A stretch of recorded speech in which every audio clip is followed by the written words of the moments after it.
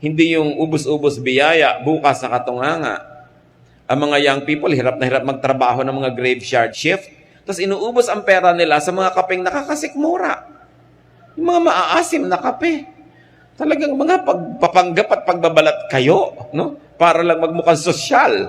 Tapos nauubos ang mga pera sa kung ano-anong gadget. Tapos mamaya, tumanda na, wala malang savings. Kailangan may isave ka.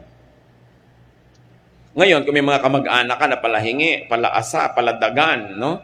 Talagang gumagamit ng straw para sip-sipin ang dugo mo mula sa pinakamatabang ugat sa iyong leeg. Di ba?